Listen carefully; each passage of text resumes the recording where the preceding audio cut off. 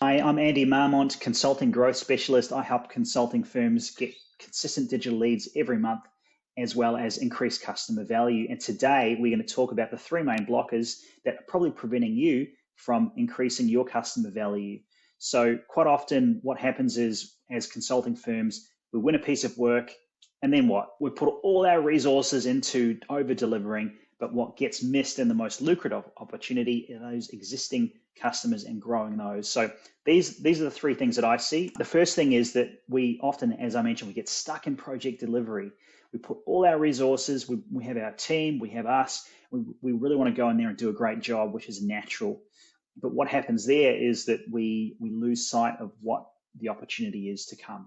So as consulting leaders, we too focus really on that initial short-term area. Now, secondly, is that new business development often takes priority, and that's obviously natural because we want to continue to have new opportunities for our team. New blood is the lifeblood of business. I think when that happens, again, we get stuck in this mode of hunting. We're constantly hunting for new business, but really we're missing the opportunity to communicate our value and actually grow these accounts organically. The third problem that I see is that we struggle to stay in front of these multiple decision makers. Now, you think back to a time where you had a large client, you came in and you've won a piece of work, but there's so many other potential opportunities there and so many decision makers that are involved in the buying process, but also other departments that might also benefit from your conversation or your services. It's hard to stay in front of all of those sort of different people.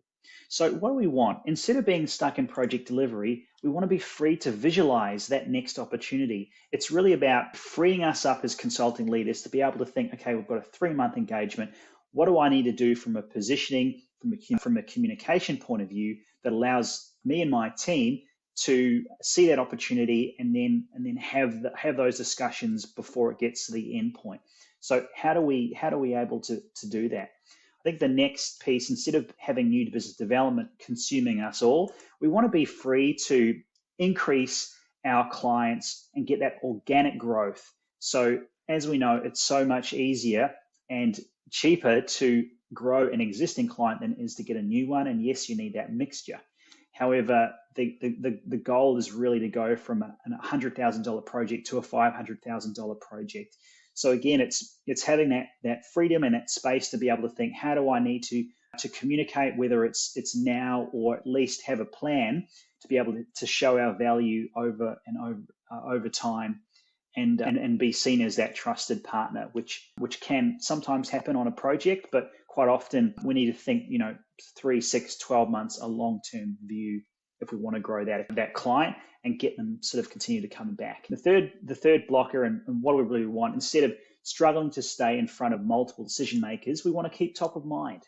We want to be able to think about what are the individual needs and communication preferences for all of these different types of decision makers. We know that in 2025, Gartner's prediction is that by then more than 70% of buying decisions will be done digitally.